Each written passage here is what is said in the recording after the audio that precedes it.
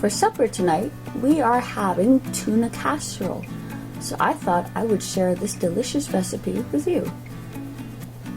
Its very basic ingredients includes a box of macaroni and cheese dinner, a can of peas, a can of cream of mushroom soup, and a tin of tuna. You're also going to need milk, salt, pepper, and a good-sized cooking pot. So with a good cup of tea on hand, let's get cooking. So some folk may not want to use pre-packaged macaroni, or you may not have it available. So I've measured it out here, and it's actually 1 1/4 cups of pasta. So macaroni elbows, or you have to find something equal that you would like to use. And I also measured out the cheese sauce. And pay no attention to the 1/3 there, because it's obviously not a 1/3. It's more like 1/4, you know. Some settling may occur during shipping. And then, of course, the other thing that you need over here, I like how that turns purple, is boiling water. And that is what we are going to put our macaronis into. This is probably the longest part of the whole thing, is getting the water to boil. And then we go from here. So you're going to cook them over a medium-high heat. And I would say just follow the package directions, but if you don't have a package, you can't, right? So stir them occasionally. You're cooking them 6 to 9 minutes. 7 is probably optimal.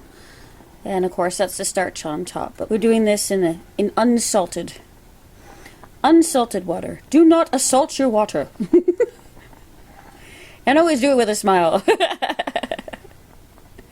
So just stir occasionally. Make sure the bubbles don't overflow. That'd be bad.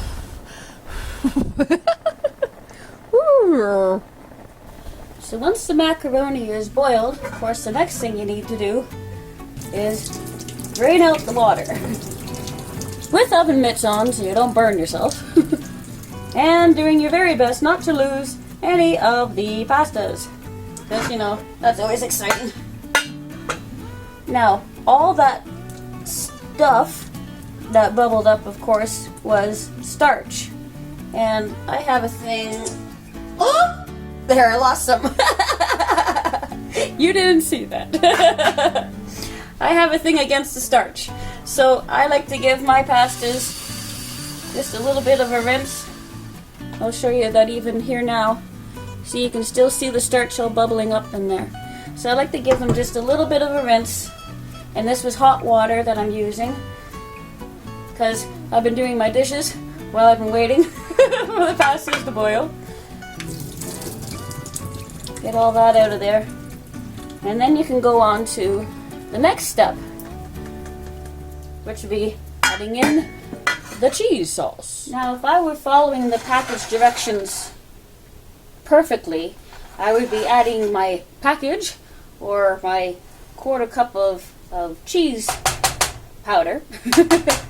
I would also be adding 1 tablespoon of butter or margarine, and then I would be adding 1/3 of a cup of milk. But I'm not going to be following them exactly. You can if you want to, but I'm not going to. And you'll see why in a moment. So I don't bother with the margarine, I have to admit. I eyeball the milk, which has just as much left because James was at it again. This was full this morning when I last looked.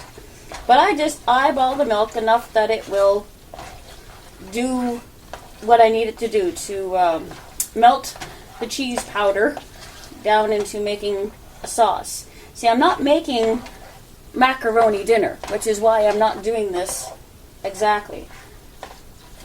And the following steps will show you why I may or may not use the right amount of milk. This is casserole after all, not macaroni and cheese. So I've added in the can of mushroom soup, and I know not everybody can eat mushroom soup. So do be sure to check the description box below for other suggestions and variations on this recipe that I'm sure that you will enjoy. And I've mixed it all in because watching soup come out of a can is not appetizing. So the other thing I'm going to add in here is half a can from the mushroom soup of milk. I filled it up halfway. So 284 divided in half, 142 milliliters, or 5 fluid ounces. I'll stick it over on the side here. And we're going to mix that into the casserole, which starts making it more creamy. Now that I'm adding more ingredients, I've actually turned the heat back on to low, about a 3 on my stove there. Okay, now I'm going to try and do this backward to what I'm used to so you can see what I'm doing. So I'm going to add in the half a can of milk. There we go. Nice thing about that is that it kind of cleans out the can for you at the same time. And I'll keep the can here for my spoon. Ta-da! We'll get the big spoon and we'll stir that in. Being very careful. Kind of fold it over. Very carefully, depending on the size of pot that you have. Now, you can use fresh vegetables, which would be about 1 1/3 cups or 2 cups of fresh vegetables. But I'm using a can of peas. Steve's not here for supper.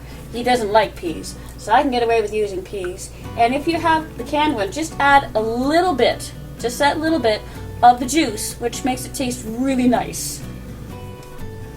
And then you can add all the peas in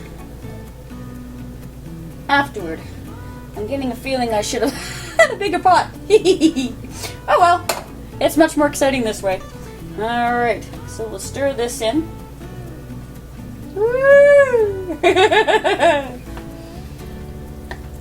I do not go for gambling, but if you want to take bets on whether or not this goes over the edge, that's up to you. And then the last thing that I'm going to add will be my can of flaked tuna. Well, I should say the next thing, it's not the last thing, and I'm sorry, I'm going to have to do this backwards to you, but I've got my spoon here, and we're just going to put this all in. If you have a cat close by, don't tell them that you're doing this, they'll get really jealous. Keep those to the side for a minute. Okay. There we go. Wow, Shannon, you really should have had a bigger pot. Of course, it's not nearly as exciting as if you have a bigger pot. My goodness. So I said the tuna was the last thing, but technically the last thing would be add in some salt and pepper here. Salt and pepper to taste is how we say it. I don't actually add in too much salt in this because there's salt in the peas, there's salt in the soup, there's salt in the tuna. There wasn't any salt in the macaroni, remember? But there quite possibly is in your cheese preparation. So I don't actually add too much salt. I leave that up to the taste testers. So now I'm going to add some pepper. There we go. And we'll just give it a few good shakes. Stir that in. There we are. And now it's just a matter of it heating through. So what we're going to be doing is putting the lid on this and letting it start to bubble up. Stir it every once in a while. You could just as easily stick it in separate bowls and microwave them if you're a little pressed for time. But otherwise, yeah, just let it do its thing and then we'll see how it all looks. So it's been happily cooking way over here, being stirred every few minutes for about 10 to 15. And we can see now that it is bubbling all the way through, so it is ready to serve. And that's all there is to it. If you've enjoyed this video, please be sure to give it a like. And don't forget to subscribe to our channel so that you can find more videos like this and other exciting things from us really easily. We look forward to seeing you the next time through. In the meantime, enjoy! Bye for now.